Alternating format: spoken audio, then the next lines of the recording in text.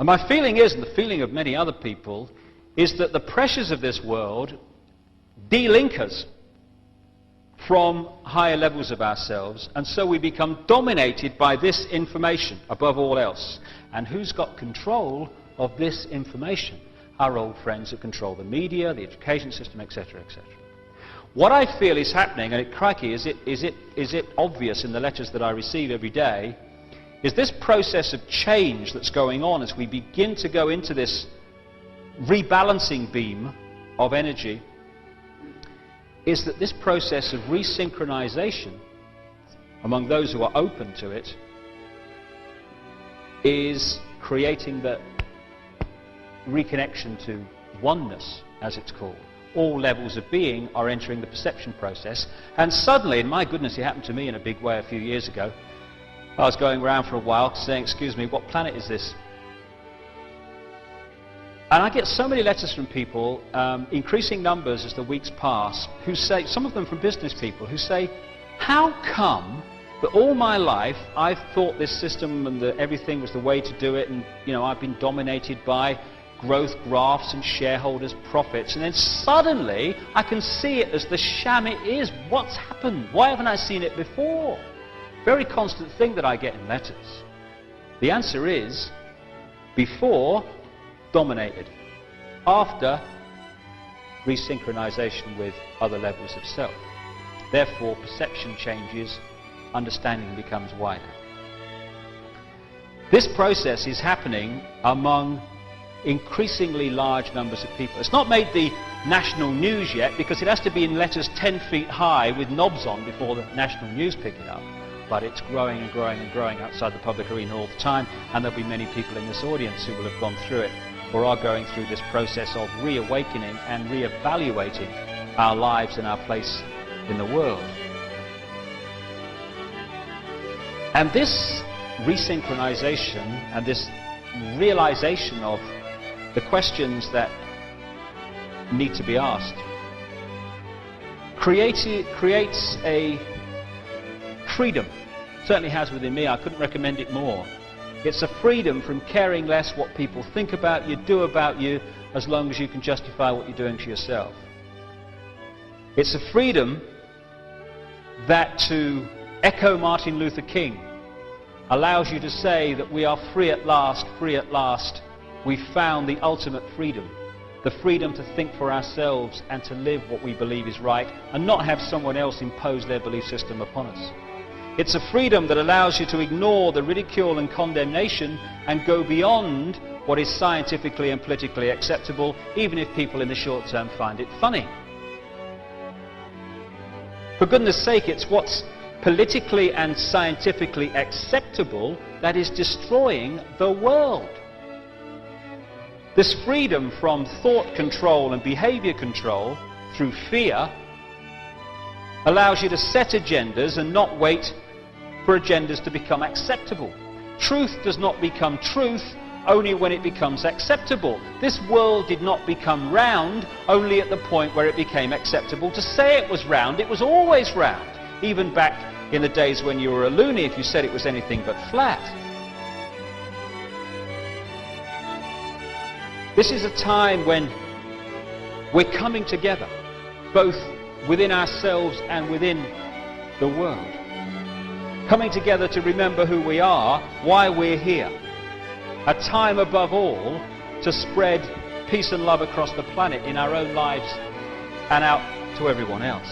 And I don't mean love in the sense that we've come to accept it on earth, which is about I love you if what you do is acceptable to me.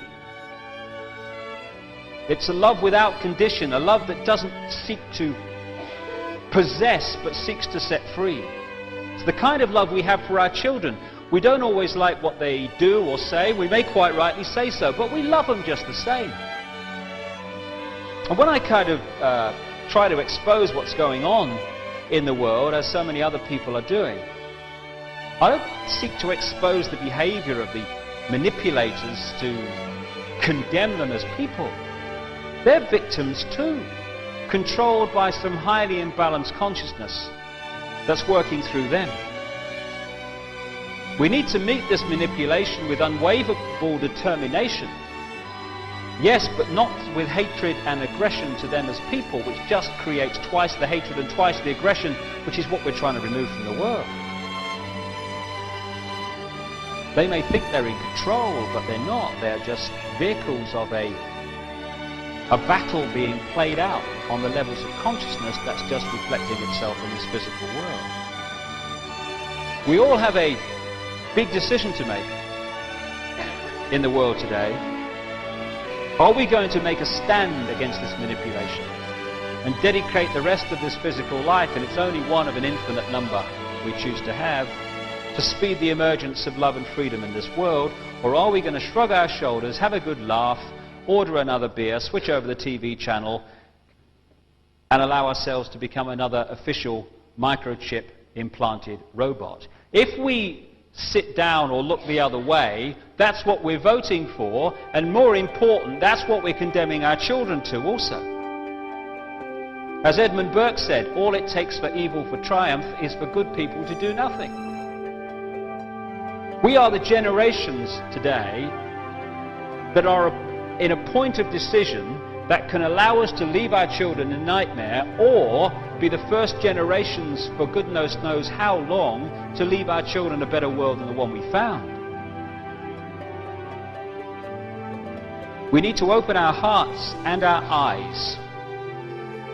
Through our hearts we can take the spiritual path, projecting love and harmony in the world, but through our eyes we need to be streetwise also to events unfolding around us. If we fuse the streetwise and the spiritual, then it will become an unstoppable tidal wave of change, a change that will reveal the truth about humanity, that we are not evil, we are not stupid, but we can appear to be both sometimes if we fall for the manipulation. And that's a very good point, a positive point that comes out of all this. I keep hearing when I've tried to say we need a better world, we need this, we need the other, we get this thing, you've probably had it too, you'll never get past human nature, mate, that's the problem, not worth it. But hold on a minute, it's documented in very detailed terms how the two world wars in this century were engineered and manipulated into existence.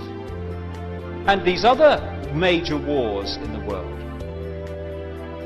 that wasn't human nature, that was engineered, manipulated human nature. Human nature in its true form is very different to the one we are supposed to accept as the case.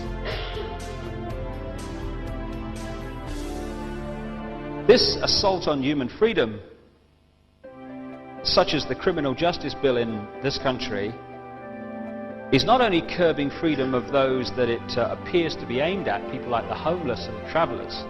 It's part of a sequence to suppress all peaceful protest.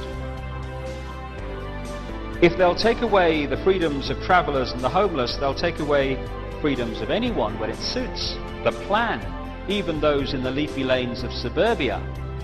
As one victim of the Nazis said, first they came for the communists, and I did not speak out because I was not a communist. Then they came for the trade unionists, and I did not speak out because I was not a trade unionist. Then they came for me, and there was no one left to speak out for me. More than anything, I feel we need to let the divisions between us fall away. These phony wars and phony divisions that are created to divide us, because they're not real divisions, they've been manufactured on the classic principle of divide them and then you can rule them. The engineered wars and the divisions of race, of colour, of country, class, income bracket, and all the others we constantly invent. The us and them is precisely the situation that the manipulators want right across society. If we're going to sort this out, the us and them must become we. After all, we're all aspects of the one consciousness. I am you, you are me, I am everyone, and everyone is me. The divisions are just a physical illusion as part of the experience. Those who manipulate are not invincible. The power is their secrecy and public apathy. The secrecy is now being unveiled and the game plan revealed. The public apathy is up to everyone to remove. As Gandhi said towards the end of British rule in India, although the British didn't realize it at the time, 100,000 Englishmen cannot control 300 million Indians if those Indians will not cooperate. And it's time, well past the time surely, when we cease to cooperate with the manipulation that is seeking to imprison us and more than ever imprison our children. And if there's one urgent message to get across to the people of the world today, it is open your eyes and get off your knees. We're on the threshold at this time of incomprehensible change. And when you think of all the wonderful things that happen in the world and in people's lives and the wonderful people and the wonderful things that people do, even against this background of engineered conflict that I've been talking about, think what the world will be like when all that engineered situation is removed and humanity can express its true glorious self. That's the world that awaits us. And it's nearer than we think. The truth is that humanity is overflowing with love and creativity which it is desperate to express. And in the words of a song by a very enlightened group of young people called East 17, don't you worry because it's all right. Don't you worry, child of light. We are the seed, a brand new breed, will succeed, our time has come. We are the new. These words are true. Let the light of love shine through. We shall love the earth and we shall love each other. We shall love those who hate us and we shall love those who love us. We shall not choose between them because all are one and one are all. And that's the truth that's re-emerging in the consciousness of increasing numbers of people on this planet today. We're here to change the world. People are beginning to remember that's why we are here. We chose to come and the time has come to do it. To quote a song from the 60s which summed up this time of great change on the planet and the decisions facing us. There's been a change in the wind and a split in the road. You can do what is right or you can do what you are told, and the prize of the victory will belong to the bold. These are the days of decision. For me, these are the days like never before to be bold. And if I could sum it up in a few words, it is think freedom, live freedom, and we shall be free. Thank you very much.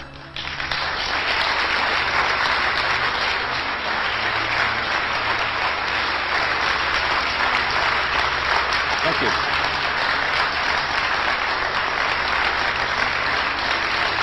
Thank you.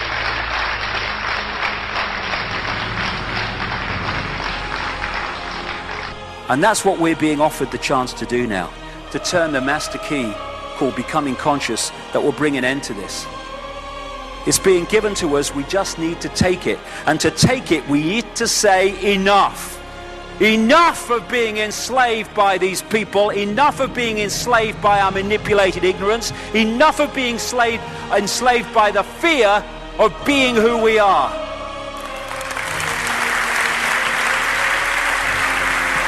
Enough! It is time to fly. It is time to fly. Thank you very much.